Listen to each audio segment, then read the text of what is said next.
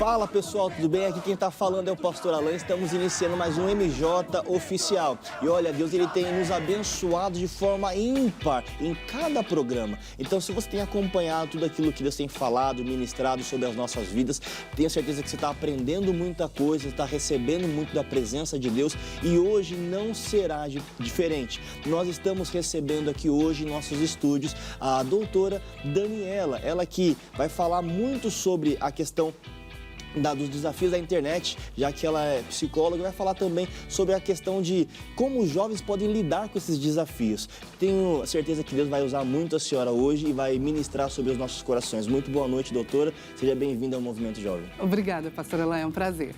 Tenho certeza também que dentro desses contextos, assim, muitos desafios a senhora também passa na questão dos atendimentos, né? Porque sim, lidar com o jovem de modo geral já é um desafio, ainda mais agora, onde o jovem tem muita voz e fala muito na internet, vem aquelas questões de desafios e problemas. Como que a senhora tem lidado primeiro, como a doutora Daniela, né, nessa situação? Bom, a questão, principalmente de consultório, sim, é uma demanda muito recorrente. Mas, pastor, tem uma coisa que é um ponto de observação. Eu atendo há mais de 17 anos e o público jovem e adolescente sempre esteve presente na minha agenda porque eu amo, né? Começa por aí. A questão da identidade. A internet, ela pode ser uma terra muito fértil, como ela também pode ser uma terra que ela pode promover a autodestruição. Por quê? A partir do momento que a pessoa está lá, dependendo dos gatilhos mentais que estão levando aquela pessoa para a internet, ela pode ativar coisas positivas ou coisas negativas. Do que eu estou falando? Se o jovem, se o adolescente, ele vai para a internet para ter exposição, popularidade, literalmente trazer ali aquela coisa da eu sou o melhor, eu sou a melhor, isso pode custar um preço muito caro. E não tem como falar desse preço sem falar de identidade, porque muitas vezes, na ânsia de agradar a todos, a pessoa deixa de ser o que é e passa a ser o que os outros querem que ela seja. Aí é que os conflitos começam. Sim, ouvindo a senhora falar, veio muito sobre a minha cabeça. Uma vez eu estava lendo uma matéria que dizia muito sobre aquela questão de espírito de protagonista. A pessoa quer sempre ser o centro das atenções, então ela precisa agradar todo mundo, ser amigo de todo mundo para que ela possa ser aceita em determinados locais ou situações. Então, quando a senhora diz que um dos maiores riscos hoje é essa pessoa querer agradar todo mundo, deixar a sua identidade, nós estamos falando então desse sentimento, não sei como eu poderia dizer, talvez um espírito mesmo de protagonista? Olha, isso que você está falando é muito legal, só que isso pode ser tanto para o ponto positivo como para o negativo. Por exemplo, uma pessoa que tem um espírito de liderança, que ela tem ali perfis fortes de personalidade, esse protagonismo ele não precisa ser ruim, se ele não desviar a pessoa do propósito dela, se ele não desviar a pessoa da identidade dela, muito pelo contrário. Esse protagonismo pode fazer com que essa pessoa alce voos muito mais altos. Agora, o desafiador é quando a pessoa vai para a internet sem isso e ali ela cria um personagem para que ela seja daquela forma, mas ela não é. Então, por exemplo, na internet ela é a pessoa que sorri, que brinca, que lidera, que faz, acontece. Mas na vida real é aquela pessoa que está no quarto o dia inteiro, que não se socializa, que não come, que não dorme e que não vive aquilo que faz. E, na verdade, aquilo que faz pode promover e potencializar o adoecimento, porque ela sabe que aquilo não é ela. Aí, esse sim, esse espírito protagonista dentro desse contexto, ele pode ser muito desafiador, porque ele pode potencializar um adoecimento emocional. Uau. Porque é o fake, né? Sim. É chamada pessoa fake. É que, dentro desse contexto geral, né, que a senhora estava dizendo, eu estava prestando atenção aqui, que a gente lida muito com isso, não digo só a igreja, mas a juventude de modo geral, porque a internet ela é um campo aberto, né? Ela é uma página em branco onde você escreve o que você quiser. Se eu disser lá que sou isso, as pessoas vão acreditar que eu sou isso.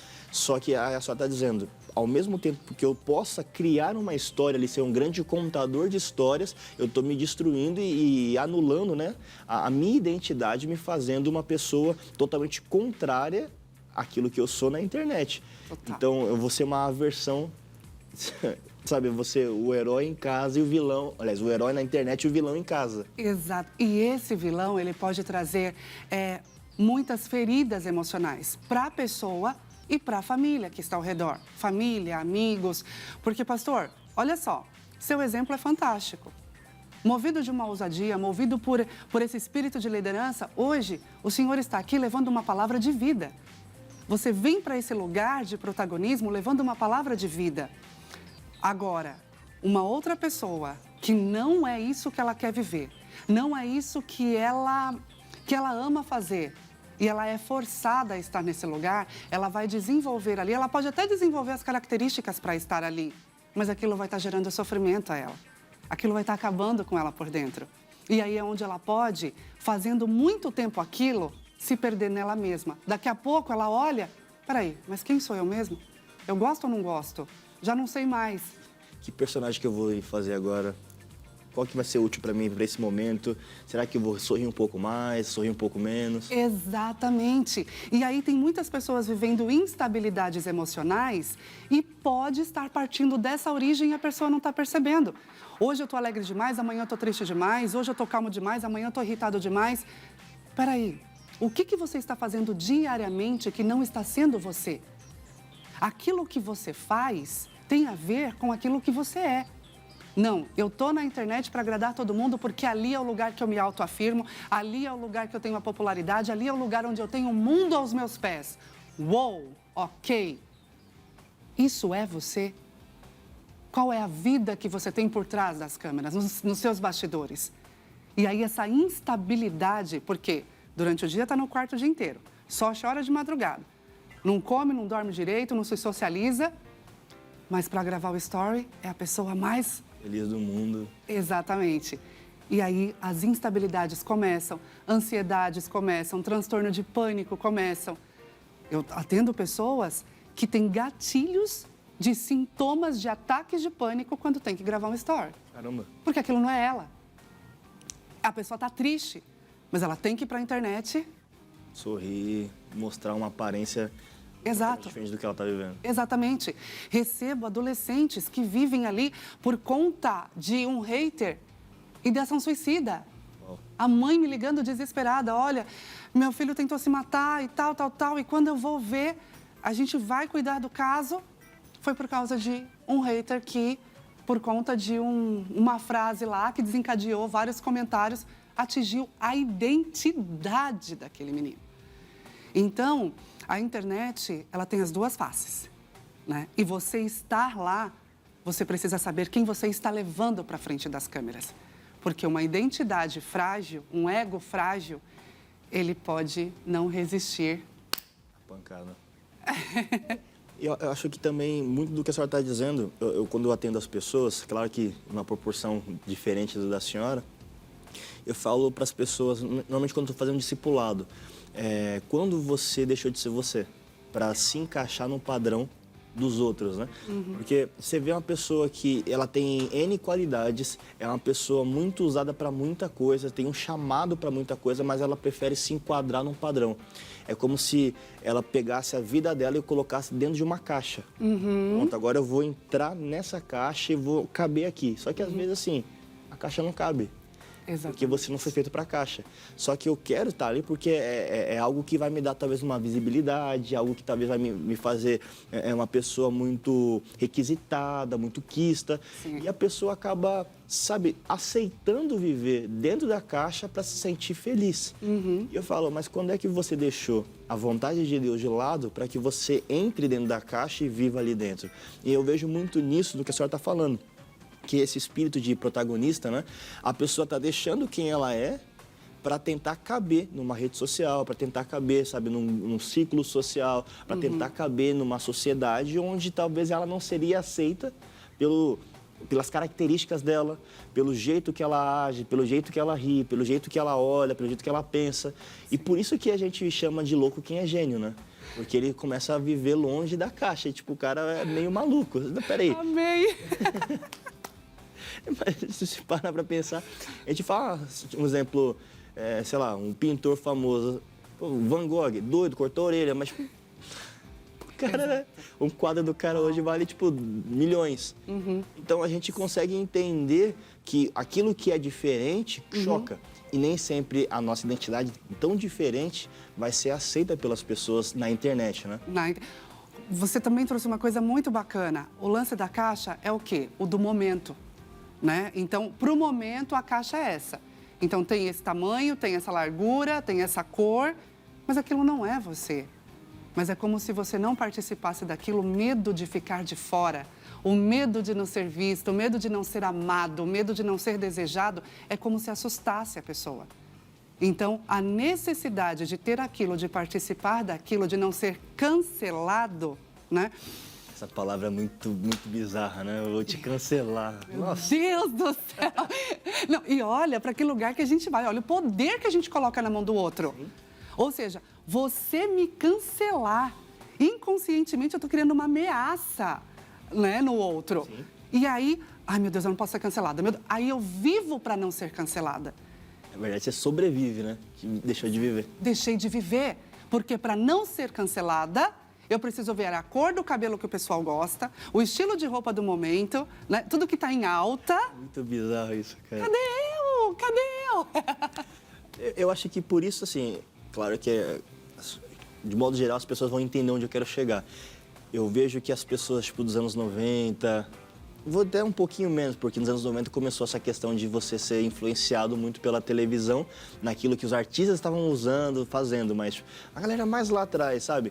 Tipo, vestia a roupa que queria, do jeito que queria, era mais, vou colocar assim, independente da opinião alheia, sabe? Claro que sempre existiu aquele negócio de ser popular, de ser muito quisto, mas a pessoa tinha prazer de colocar uma roupa que ela mesma fez, tipo, comprar uma camisa e cortar e fazer. Hoje você olha assim, mano, que cara estranho, velho, cortou a camisa. Tipo, é diferente você usar uma camisa com touca, é diferente você botar, sei lá, sabe? As pessoas hoje não aceitam muito essa questão de você ter uma personalidade para criar algo fora de um padrão. Sim. E isso tem feito muitas pessoas serem canceladas, né? Demais, demais. E o poder do adoecimento emocional por conta dessa dinâmica é altíssimo. E isso me dói. Dói o meu coração, por quê? Porque isso não vai para a internet. Tantas pessoas sofreram tentativas de suicídio por conta de possíveis cancelamentos. Tantas pessoas se mutilaram, né? Vivem a automutilação por conta de haters. Isso não vai para lá, mas é uma realidade. Isso acontece. Então, assim, você quer viver a popularidade, você quer que a sua voz ecoe, você quer aparecer? Ok, mas a questão é, quem está indo para lá? Sim. Né? Trabalhar a sua identidade para o propósito do que você está fazendo. Porque a partir do momento que a sua essência se desconecta da essência de Deus, a gente começa aí a entrar nesse círculo vicioso de agradar o outro. Isso é muito forte o que a senhora falou. E eu fiz publicidade e propaganda. E em uma das matérias, o professor ele passou um vídeo que é bizarramente chocante, assim. O poder que a publicidade ela tem na vida das pessoas. E aí eles pegaram crianças, tipo meninas, e deram 2 bonecas para as meninas. Eram, se eu não me engano, 5 meninas brancas e 5 meninas negras. Colocaram uma boneca branca e uma boneca negra. Todas as meninas, sem exceção, pegaram uma só boneca. Que boneca foi? Aqui a publicidade, a boneca branca. Dá mais ênfase. Sim. E aí o rapaz ele pergunta e fala assim, mas por que você não pegou uma que é similar a você? Aí ela vira e fala, porque essa é feia. Porque, tipo, desde pequeno, ela está sendo inserido nela de que ser ela mesma é ruim, é feio. E nessa matéria o professor falou, veja o poder que a publicidade tem nas pessoas. Não quer dizer que é certo. Então você precisa fazer o que é certo. A questão é que hoje essas pessoas, elas querem vender, elas não estão preocupadas com as futuras gerações. Elas não estão preocupadas com o que vai acontecer em traumas, em problemas, em dificuldades de se socializar, de conversar com as pessoas. O que elas querem é só ter um dinheiro no bolso e fazer com que a marca delas possa vender. E isso de causar trauma, de causar dano, lá na frente ela vai conseguir alguém que vai ajudar ela. É isso aí, é isso aí. E dentro dessa pesquisa que você trouxe, eu conheço essa pesquisa, ela é bem profunda e é isso mesmo. Quando o outro dita, né, o que é certo e errado, ele está com certeza atingindo a identidade de muitos que não estão contemplados dentro daquele padrão que eu estou criando. Eu sou uma pessoa que eu tenho 1,90 m. Ok. A grande parte da modelagem de roupa feminina não é para mim. Porque criou-se um padrão, né, de que para que você se vista bem, tal. Aí você vai nas lojas. Tá, você tem uma calça que contemple o tamanho da... não tem, não é nossa modelagem. Não é nossa modelagem. Não é nossa modelagem. É tipo que você realmente não... Tipo, como se você não existisse. Exato, exato. E da outra forma também. Quando você existe, se eu digo que o que você é ou o que você carrega é feio ou negativo, eu faço com que o mundo tenha a minha percepção sobre você. O caso da boneca. Sim. Né? Então, você quer ser uma voz ativa nesse mundo? Ok. Você compreender que você não cabe na caixa da alta do momento? Tá. Mas existe uma metodologia, existe um jeito de se fazer que a coisa funciona. Beleza, a gente também não pode ser, né, colocar um cabresto, mas a questão é, a partir do momento que você deixa de ser original, a originalidade conecta a nossa essência à essência de Deus. A partir do momento que você perde esse lugar de originalidade, você está se moldando a um lugar que não é seu, a uma roupagem que não é sua, a uma linguagem que não é sua, para viver uma autoafirmação. E este é o perigo. Porque você está caindo num lugar perigoso que você não está vendo, porque isso é dia a dia. Sim. Quando você se desconstrói e vai enxergar, já aconteceu. Já está desconstruído. Poxa vida, mas eu gostava tanto do meu cabelo, por que eu não tenho mais aquele cabelo? Nossa, por que mesmo que eu mexi no meu nariz? A questão não é mexer no nariz. Eu mexi no meu nariz porque falaram que só o fino é bonito? Entende? Você faz o que você quiser no seu nariz, mas a questão é, o que te levou a mexer no seu nariz? Um padrão ou uma necessidade? Ou uma escolha. Não, eu quero. Tá, mas por que você quer? Eu quero por causa disso, disso e disso. Tem a ver com você. Ok. Agora, sem você perceber, você começa a viver mudanças significativas na estrutura da sua personalidade, na estrutura da sua identidade para agradar o outro. Nós podemos estar falando de uma carência emocional, de uma necessidade de autoafirmação e complexo de aceitação. Porque para eu ser aceito por você, inconscientemente eu vou fazer o que for preciso para ter a sua validação. E isso é um perigo. E aí entra no contexto dos desafios da internet, né? Porque se eu vivo para validação, então se eu faço um post e não tenho nenhum comentário, é guerra para mim, é loucura. É um senso de que tudo que eu falei ali é uma inverdade. Pastor, nossa, isso tá muito ruim. Eu não presto. Aí vem para a pessoa, olha que sério isso, vem para a identidade. Você colocou uma frase sua lá, por que não viralizou? Nossa, isso é muito ruim. As pessoas não aceitaram. Será que eu escrevi errado? O que elas estão pensando de mim? Será que eu vou ser aceito? Será que as pessoas elas têm gostado de mim? Então a pessoa começa a dar aquele tirico-tico, né? Não sabe o que fazer. Ansiedade. Exato. Começa assim. Como que a pessoa desenvolve o transtorno de ansiedade? Com essas pequenas, que vão surgindo ali no dia a dia e nós vamos potencializando aquilo sem perceber. Sem perceber. Gente, só chega no transtorno o que começou pequeno um dia. A coisa evolui. Sim. Né? Então, hoje eu tive uma crise, hoje eu tive um gatilho e tal. Eu não me percebo aquilo e fico me expondo a situações em que aquilo vai se fortalecendo, como eu te falei. A pessoa que tem ataques de pânico antes de ligar o celular para fazer os conteúdos e é o trabalho, tem que fazer. Aí precisa viver todo um histórico de medicação, e a questão aqui não é contra a medicação, né? Porque a medicação Muitas vezes ela é muito necessária e muito positiva no tratamento, mas a questão é a origem disso. Ela está ali fazendo o que ela tem que fazer quando aquilo não é ela não está sendo original. E aí o adoecimento psicológico pode começar a fazer. A senhora tem atendido muitas pessoas nesse contexto de sabe, estarem fazendo desafios na internet, essas situações onde começa a viralizar, não tem que fazer igual, só que de uma forma mais perigosa, até de uma forma até meio prejudicial à saúde das pessoas. Como que a senhora tem lidado com esses desafios? E tem acontecido em uma grande escala nos atendimentos da senhora? Tem acontecido sim, e aí eu trabalho muito se é adolescente e os pais, tá? Porque aí eu gosto muito de trazer os pais para esse contexto de cuidado também. Até que ponto os pais estão entendendo o universo que o filho está?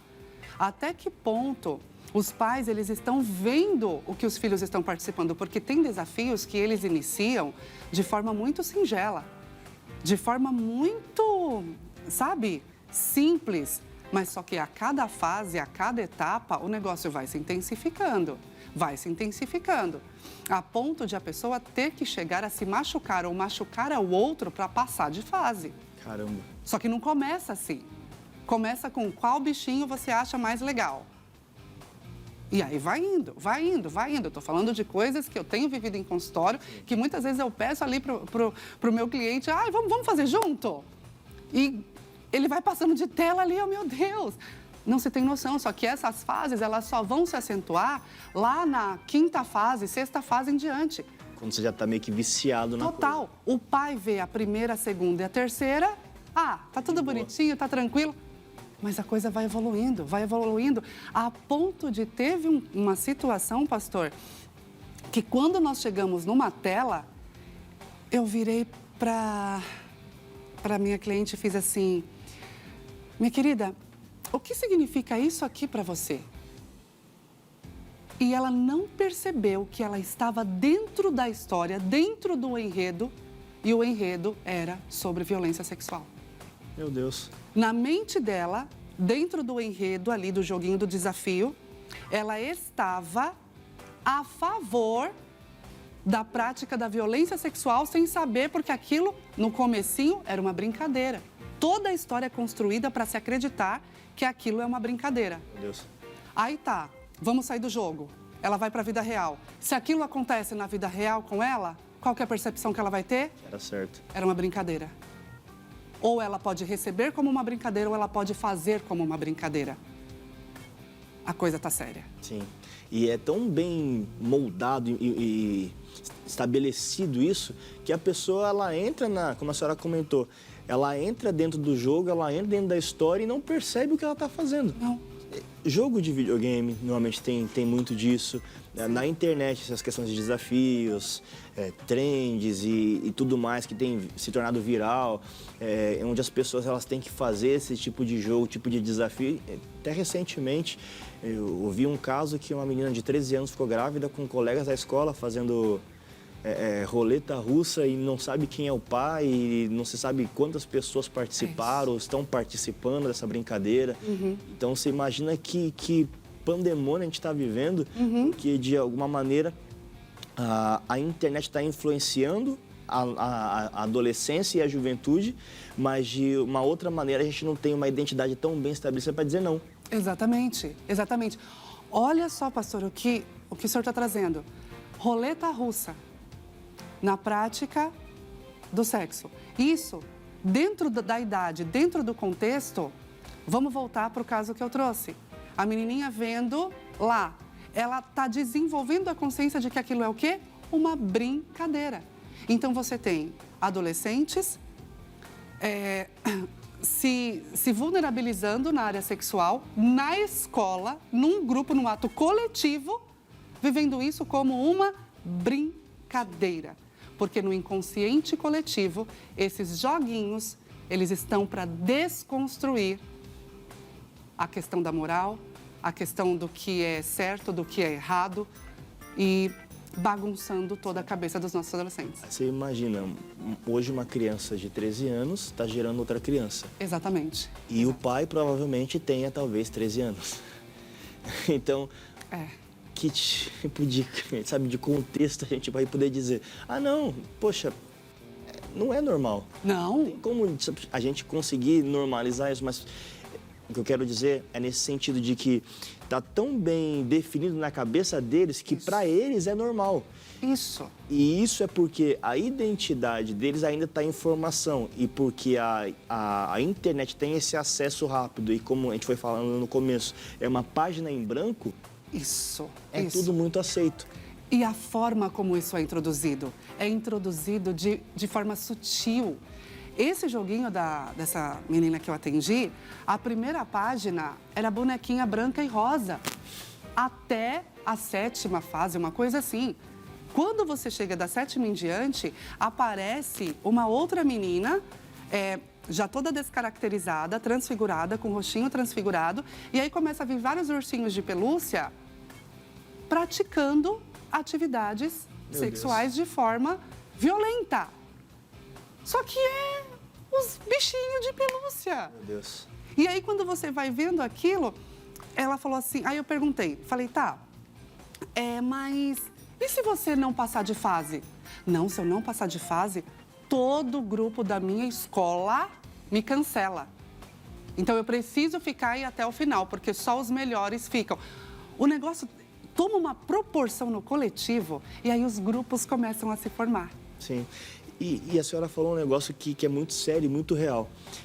Você vê que ela não é que ela queira estar no jogo, mas ela precisa estar no jogo, porque senão a escola dela deixa de se socializar com ela. Ou seja, então ela não está no jogo porque ela quer, ela está no jogo porque ela quer ser enquadrada dentro daquela caixa. Aceita. Então, por conta disso, ela se submete a qualquer tipo de situação para dizer, estou aqui, estamos lá, sou uma das melhores, mas a que custo? A que custo? E muitas vezes ela não tem a consciência moral do que ela está vivendo ali. Por isso, eu peço com o meu coração encarecidamente aos papais, né, às mamães, aos cuidadores, que acompanhem, que estejam mais perto. Não importa em que fase do jogo está, mas que vão ali enxergando, acompanhando, porque não tem como você trabalhar uma coisa dessa somente com o adolescente. Sim. Os pais, a consciência, porque os pais também não sabem. Não sabem. Então, a consciência para o adulto também precisa acontecer. Sim, e eu acho muito importante também isso que a senhora falou, dessa conscientização, porque, por exemplo, a minha irmãzinha, minha mãe foi mãe velha, e a minha irmãzinha hoje tem 10 anos. Então, ela tem...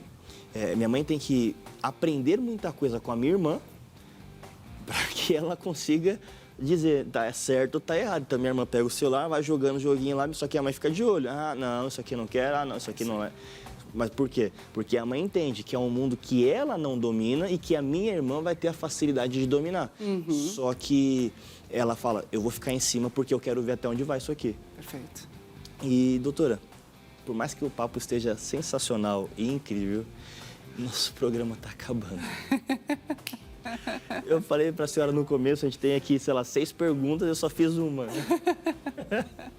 Mas eu queria que a senhora deixasse o contato da senhora para que o pessoal pudesse entrar em contato, seja no Instagram, seja por telefone, para que a senhora possa falar com quem tem interesse, os pais que querem, né, falar com a senhora, para poder saber um pouco mais sobre isso e debater um pouco mais essa questão dos desafios da internet e o que fazer num momento como esse. Ai, perfeito. Então, o meu Instagram, @psicóloga Dani Fernandes, né? Esse é o principal meio de comunicação.